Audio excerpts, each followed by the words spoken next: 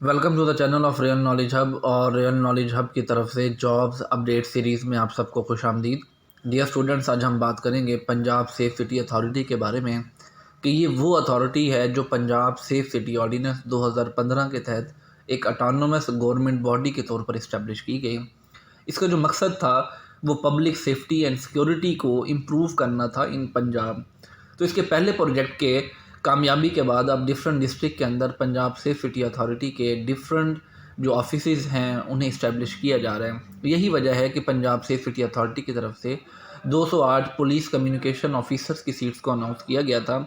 इस वीडियो में हम कंप्रीहेंसिवली उन तमाम चीज़ों को डिस्कस करें जो आपकी जॉब के लिए ज़रूरी हों। तो इस वीडियो में हम पुलिस कम्युनिकेशन ऑफिसर के एलिजिबिलिटी क्राइटेरिया, जॉब डिस्क्रिप्शन क्या होगी, तैयारी का तरीक़ाकार कैसा रहेगा, इंटरव्यू किस तरह का होगा और उसका सिलेक्शन का प्रोसीजर कैसा होगा और कितने अरसे के बाद आपको जो है ऑफ़र लेटर इशू किए जाएंगे। तो अगर हम इसके एलिजिबिलिटी क्राइटेरिया की बात करें तो वो तमाम लोग जो कि आईटी ग्रेजुएट्स थे वो इस जॉब के लिए एलिजिबल थे। और अगर हम एज की बात करें तो 21 से 28 ईयर्स के लोग एलिजिबल थे। इसके अंदर एडिशनल तौर पर 30 वर्ड्स पर मिनट टाइपिंग स्पीड मांगी गई थी, जो कि लास्ट जब एनटीएस की तरफ से इन सीट्स को अनाउंस किया गया था तब भी ये ज़रूरी था। और इसी तरह जो प्रोफिशेंट इन आपके पास एमएस ऑफिस होगा वो उसे डेफिनेट बात है कि प्रायोरिटी दी जाएगी।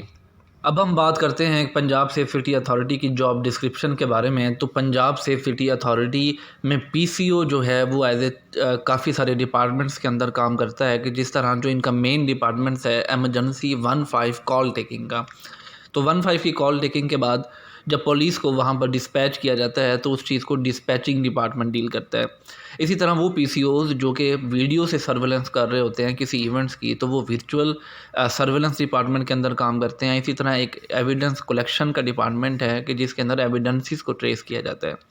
उसके बाद जो डिपार्टमेंट है ई चलान डिपार्टमेंट है कि जिसमें जो लोग वायलेशन करते हैं आपके ट्रैफिक रूल्स की, तो उस हवाले से उन्हें इलेक्ट्रॉनिकली चालान जो हैं वो उनके एड्रेस पर भेजे जाते हैं। तो ये सारी चीज़ें जो इंक्लूडेड हैं वो पीसीओ की जॉब डिस्क्रिप्शन का पार्ट है।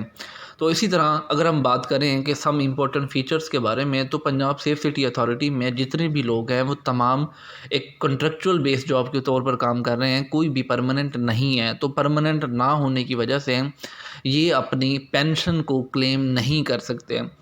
इसी तरह अब चूँकि पेंशन को क्लेम नहीं कर सकते तो इससे हट के जो इनका बेनिफिट है कि इन्हें जीपी फ़ंड जो है वो इन्हें जब ये रिटायर्ड होते हैं तब इन्हें इनका जीपी फ़ंड दिया जाता है।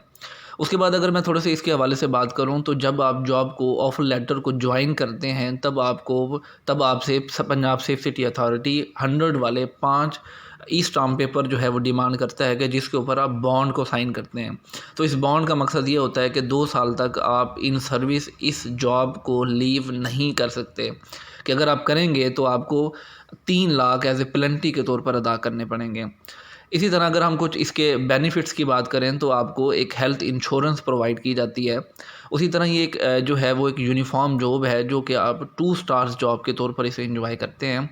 उसके साथ साथ आप जो है इसके अंदर हम देखते हैं कि आपके जो ड्यूटी आवर्स हैं वो 8 आवर्स रोटेशनल 3 शिफ्ट के अंदर आप काम करते हैं। उसके साथ साथ आपके पास 20% इंक्रीमेंट है आपकी बेसिक सैलरी में, जो कि ईयरली आपकी सैलरी के अंदर ऐड होता है।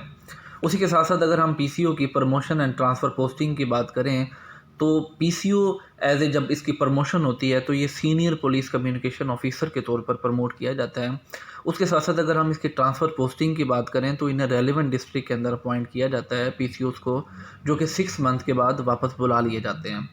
अब हम थोड़ा सा इसकी सिलेक्शन प्रोसेस की बात करें कि जब लास्ट टाइम इसकी एनटीएस के थ्रू इसकी जॉब की अनाउंसमेंट की गई थी तो उसके अंदर एनटीएस की तरफ से एक एडवर्टीज़मेंट भेजी गई थी। उसके साथ साथ जब उसका रिटन एग्ज़ाम हुआ था तो वो बेसिकली एक 100 मार्क्स का एग्ज़ाम था कि जिसके अंदर 60% आपके एमसीक्यूज बेस्ड क्वेश्चन थे, 20% डिस्क्रिप्टिव मार्क्स का पेपर था और इसी तरह बाकी जो है वो आपका जो है वो टाइपिंग टेस्ट था। अब इन आपके रिटन एग्ज़ाम के बाद कुछ अरसे के बाद एक इंटरव्यू लेटर्स इशू किए गए थे और पंजाब सेफ सिटी अथॉरिटी की तरफ से उनके इंटरव्यूज़ कंडक्ट किए गए थे।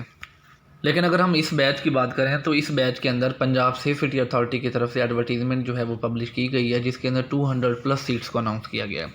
तो डेफिनेटली इसका प्रोसीजर ये होगा कि कुछ अरसे के बाद ईद के फ़ौरन बाद जो है इसका रिटन एग्ज़ाम कंडक्ट किया जाएगा और वो बेसिकली 100 मार्क्स का एक रिटन का एग्ज़ाम होता है जिसके अंदर आपके डिस्क्रिप्टिव सलाहियतों को भी देखा जाएगा। उसके बाद आपका टाइपिंग टेस्ट होगा और इसी तरह टाइपिंग टेस्ट के बाद जो लोग शॉर्ट लिस्ट किए जाएंगे उन्हें इंटरव्यूज़ के लिए कॉल किया जाएगा और उनके इंटरव्यूज़ कंडक्ट किए जाएंगे, और जो लोग उसके अंदर सिलेक्टेड होंगे तो उन्हें ऑफ़र लेटर्स जो हैं वो इशू किया जाएंगे। अगर मैं थोड़ा सा इनके इंटरव्यू प्रोसेस के हवाले से और प्रोसीजर के हवाले से बात करूं तो आपको बिल्कुल भी घबराने की ज़रूरत नहीं है, तो क्योंकि ये बेसिकली आपकी डिग्री से रिलेटेड क्वेश्चंस आपके रिटन एग्ज़ाम में पूछे जाते हैं, तो डेफिनेटली जो आपका इंटरव्यू होगा वो भी आपकी डिग्री से रिलेटेड होगा। तो मेरी तरफ से आपको सबसे पहली टिप ये है कि आपने अपनी यूनिवर्सिटी की जो ट्रांसक्रिप्ट है उसे अपने सामने रखना है और जितने भी सब्जेक्ट्स आपने पढ़ने हैं उनका बेसिक ओवरव्यू ले लेना है। उसके साथ साथ आपने अपने इंटरव्यू को इस तरह मजबूत करना है कि अगर आप किसी जगह पे एक्सपीरियंसफुल हैं, अगर आप एक्सपीरियंसफुल नहीं भी हैं, तो आपने अपने इंटरव्यू को इस तरह तैयार करना है कि आपने इन्हें ये शो करना है पंजाब सेफ सिटी अथॉरिटी को कि आप इस जॉब के लिए सूटेबल हैं, या अपना आपने कोशिश कीजिएगा कि कहीं पर आपने इस एक्सपीरियंस को लाजमी अपने इंटरव्यू के अंदर शो करना है कि आप किसी जगह पर एज ए कॉल सेंटर में पहले जॉब कर चुके हैं, ताकि उसका आपको फ़ायदा हो। क्योंकि लास्ट बैच के अंदर जितने भी स्टूडेंट्स को मोस्टली स्टूडेंट्स को इस बेस पे रखा गया कि वो ऑलरेडी किसी जगह जॉब कर रहे थे या वो ऑलरेडी उनके पास एक एक्सपीरियंस था किसी भी ऑनलाइन या किसी भी आपके पास जो आपके कॉल सेंटर्स हैं जो कॉल टेकिंग करते हैं, तो वो उस हवाले से उनका एक्सपीरियंस था। अब हम इसके टेस्ट प्रिपरेशन के हवाले से बात करते हैं जो इस वीडियो का सबसे मेन पॉइंट है। तो अगर हम लास्ट पेपर का एनालिसिस करें तो लास्ट पेपर्स के अंदर कंप्यूटर और उससे हट के जो जीके के सवालात होते हैं, पाकिस्तान अफेयर, इस्लामिक स्टडीज़, इस तरह के जो क्वेश्चंस थे और करंट अफेयर से रिलेटेड जो क्वेश्चंस थे वो 60% पूछे गए थे। इसी तरह जो डिस्क्रिप्टिव आपका एग्ज़ाम था वो 20 मार्क्स का था, 20% था, और इसी तरह टाइपिंग टेस्ट भी 20% का। अब करंट पेपर प्रिपरेशन के हवाले से आपने जब कंप्यूटर को पढ़ना है तो मैं उस हवाले से आपको सारी डिटेल प्रोवाइड करूंगा कि आपने उन्हें किस तरह पढ़ना है, आपने जीके को किस तरह तैयार करना है, और इसी तरह आपने डिस्क्रिप्टिव के हवाले से कौन कौन से एस्से को पढ़ना है। तो उसके लिए सबसे पहली बात ये है कि आप इस चीज़ की तैयारी के लिए मैं अब आपको कुछ ऐसी वेबसाइट्स बताने लगा हूँ, कुछ ऐसे सोर्सेज बताने लगा हूँ कि अगर आप इन सोर्सेज को मेरे बताए हुए तरीके के मुताबिक अगर आप कवर कर लें तो आप इजीली इस जॉब को क्वालिफाई कर लेंगे। तो पहले आपके पास एक वेबसाइट है पाकिस्तान MCQs के नाम से और दूसरी वेबसाइट है एग्ज़ाम वीडा के नाम से। तो आप एग्ज़ाम वीडा पे जाके वहाँ पर कैटेगराइज के फॉर्म में सब डाटा मौजूद है, आपने कंप्यूटर पोर्शन को बहुत थारोली पढ़ लेना है। इसी तरह जो पाक MCQs है वहाँ से आपने पाकिस्तान अफेयर्स के सारे क्वेश्चंस को पढ़ना है, इस्लामिक स्टडीज़ के काफ़ी सारे क्वेश्चंस को पढ़ना है, और इसी तरह करंट अफेयर्स के क्वेश्चंस को पढ़ना है। इसी तरह अगर आप चाहते हैं कि आप किसी भी बुक को कंसल्ट करें तो उसके हवाले से आपको मार्केट से एक बुक मिलेगी स्मार्ट स्टडी सीरीज़ के नाम से। तो आप वहाँ पर स्मार्ट स्टडी सीरीज़ की कंप्यूटर की बुक परचेज़ कर लें और उसके बाद उसे पढ़ें, और उस हवाले से अगर कोई भी आपका इशू हो तो आप मुझसे ज़रूर कंसल्ट कर सकते हैं। मैं अपने डिस्क्रिप्शन में अपना नंबर ऐड कर दूँगा।